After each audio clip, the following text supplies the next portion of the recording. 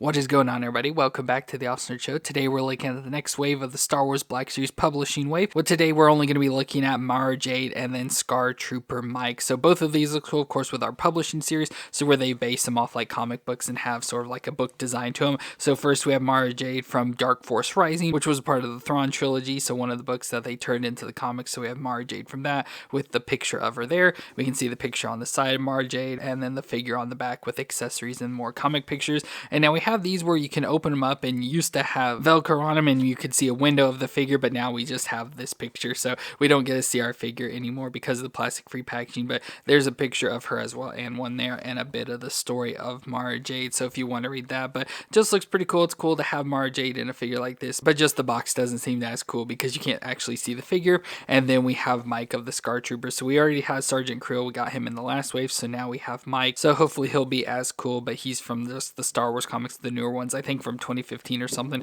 Picture on the back of him there, he's got like a jetpack and then a gun and stuff there. Picture on the side of Scar Trooper Mike, and if we open it up there, we have his picture and then just the picture of the figure standing there. But there's a bit of his story if you want to read that, but still looks pretty cool. And like I said, it's cool to get him now to build more of the Scar Troopers of Task Force 99. So cool to add both of these figures to our collection. There was at least a Dr. Aphra in this wave as well, but we don't need her because we have the older one, so we didn't pick her up. But cool to have these two at least. So let me get them open out of the box and we'll take a look at them together. So we're going to start off with Mara Jade, which was a character created by Timothy Zahn in 1991 for his Thrawn trilogy, where she first appeared in Heir to the Empire, but based off the cover and stuff from the box, this is more of from Book 2, Dark Force Rising from 1992, and the pictures from the box came more specifically from the comic adaptation they did in 1997. But she's a Force-sensitive human female born in 17 BBY that was taken in by the Empire and raised to be an assassin as the Emperor's hand, and she would carry out orders such as killing rebels and corrupt Imperials, but she also received training from experts in many fields and Force training from the Emperor himself. And upon his death, she received orders to kill Luke Skywalker,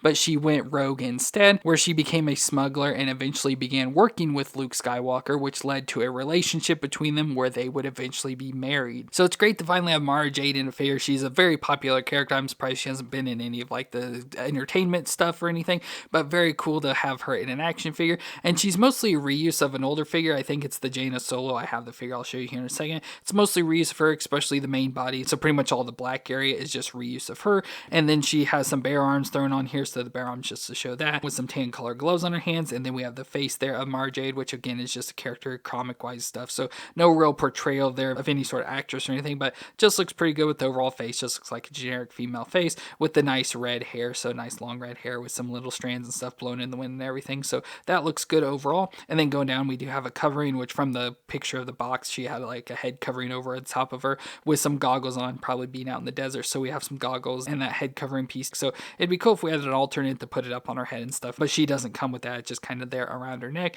And then she's got some straps going around there into the back, like maybe hold something on there, but just some straps. And again, the black material underneath there, again, from that older figure. So it's just a black suit going all the way down her legs into the shoes. She has a belt with a holster there around her waist. So it's got a clip here for the lightsaber and then all sorts of pockets and the holster there for her gun, and the black container, like I said, all the way down to the boots where she has some heel boots on there. And overall just looks pretty decent, pretty basic, not a whole lot to it, just looks like a standard female. And with this, you'd probably stick her in just about anywhere for a female designer. Use this head for something else if you want to do customs, but it looks pretty basic, but also carries off the look of Mara Jade. But let's do the movements. So her head can twist around. It'd probably be hard with the hair, but you can get it to twist all the way around there. She can look down that far, so her neck kind of goes down where the goggles are and stuff, and then up just about straight on because of her hair. Then we get the shoulders that come up to 90 and rotate all the way around. We get the single elbow joint that bends to 90 there with the rotation, and the wrist can twist around and flex up and down for this hand. And then we get the ab crunches. So she has two on here, which is kind of weird. So we have the ab crunch right under her chest. She can crunch back and forth and twist all the way around there. And then we have one lower to her waist as well. So crunch forward and crunch back there. So pretty good crunching, especially back. She goes back really far, and with the upper crunch as well, goes really back far there. So she has both of those. Again, both of those are straight from that old figure. We get the hips that can come up to 90 and out to the side. Now this leg has the thigh holster and it's sort of attached in here, so you have to be kind of careful with that. So we'll do this leg instead with the thigh that can twist all the way around. Then we get the double knee joint that can bend up that far to the back, so almost kicking her butt, and then the foot can flex back and forth. Again, a little stiff here, but can flex back and forth and twist side to side. So you can definitely tell it's an older figure because she has double knee joints and everything and has the pins in there and stuff, but wish we had double elbow joints for her. But overall looks pretty good and functions pretty well and carries off the look of Mara Jade as it's sort of pictured, so can't really complain too much about that. And as I mentioned, she is pretty much reused. So like I said, I think it's Jaina Solo, but we have her here. So she's more of in a pilot outfit, but she has the pilot stuff on top, so with like the chest piece and the harnesses that go down around the legs. But under that, she is going to be the exact same figure, so exact same design, just obviously doesn't have the stripe painted on there.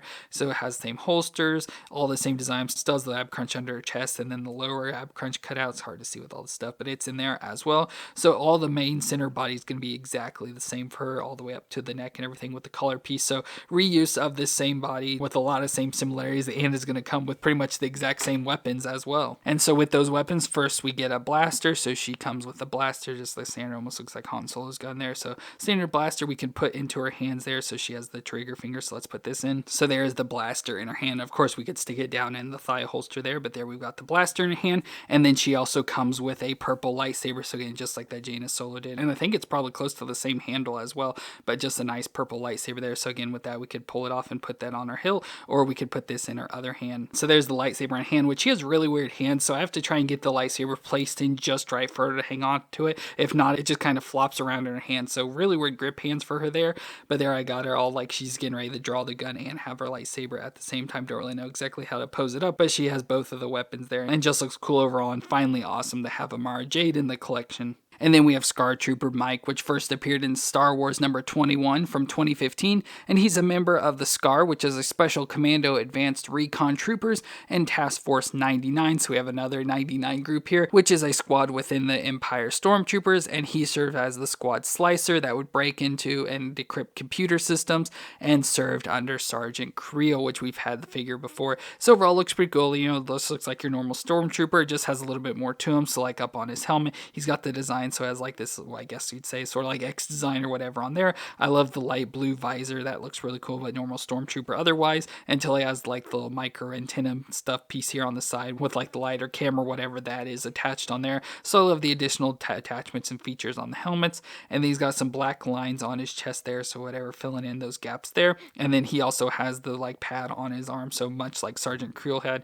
he has one too. But otherwise, he just looks like a normal Stormtrooper, so nothing too specific or anything going on him. So pretty much just has the different headpiece, but nothing too crazy about it. You know, just looks like your basic Stormtrooper, just modified a little. But for moons, get the head that can look down a little and up a little, so nice back and forth, and can of course twist all the way around. We get the shoulders that can come up, and we have the shoulder pads that get out of the way, so up to 90. With the butterfly joint, that doesn't really do much on him. It can go back and forth a little there and rotate all the way around, and if you get the shoulder pad, it'll go around with it. Then we get the single elbow joint that bends to 90, a little bit over actually there, and has rotation with the wrist that can twist around and flex up and down for this hand. Then we have the ab crunch, so crunch back and forth, so crunch there, nice good crunching, and twist all the way around. Then we get the hips that come up to 90, especially kind of twist them out to the side, can go up to 90 there and out to the side. Of course, thigh twist, the single knee joint that bends back to 90 with the rotation, and the foot can flex back and forth, a little bit stiff, it can flex back and forth there and can twist side to side. So standard movements, especially with the newer Stormtrooper body with the single joints, which stink, but it functions, so I guess that's all that really matters. Now accessory wise, as I mentioned, we have a specific thing for him of a jetpack.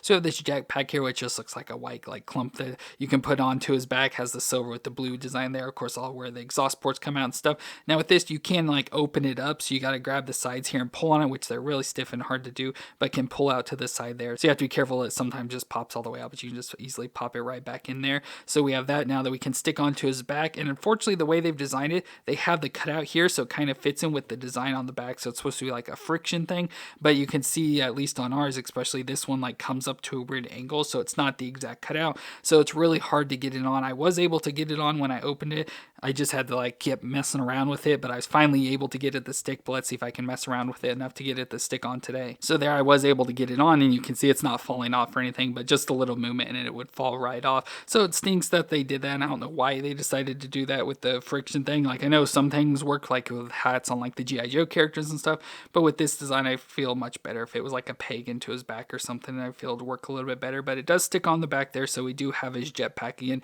making him a little bit more distinct with that on there. And then he also comes with the standard Stormtrooper gun of the E11 blaster, so we have this gun as well that we'll put into his hand. So there is Mike with the gun, so we have Mike all kitted out now. So it's cool with the gun, his helmet, and the jetpack on the back there, just makes him stand out a little bit more from a normal Stormtrooper, because otherwise he doesn't look too much different. And with that, we can bring in his Sergeant Creel, again the leader of Task Force 99 here, and he has the lightsaber. So pretty cool to have that there. And now we just need more members of the Scar Troopers. And I think, as I mentioned last time, and as you could kind of get from this, they're kind of like a Bad Batch, but in the Stormtrooper ranks now this time. So we're having a lot of teams pretty much based off the Bad Batch, with the Republic Commandos, Bad Batch, and now the Scar Troopers themselves. So kind of a repeat, and they all have 99 in their numbers and stuff, but pretty crazy, but cool at the same time to now have Mike here with Sergeant Creel. And with that, we have both our figures from this publishing series of Mara Jade and Mike. So both are pretty cool. They're not like the coolest figures ever because they're, a lot of reuse and don't have a whole lot unique about them, but they do look really cool. Like I said, Mara Jade always like a legendary character, so awesome to finally get her in an action figure. And then Mike to go along with our Scar Troopers is really cool as well. So very cool to have both of those. Like I said, there was also Dr. Aphra in this wave, but we decided not to get her since we've had the old figure and there wasn't enough different about her for us to get. But pretty cool to have both of these figures here today. So let me know what you thought of them down in the comments, and if you enjoyed this review, let me know with a thumbs up. But I want to thank y'all for watching. I hope you all stay awesome out there, and I'll see you in our next review.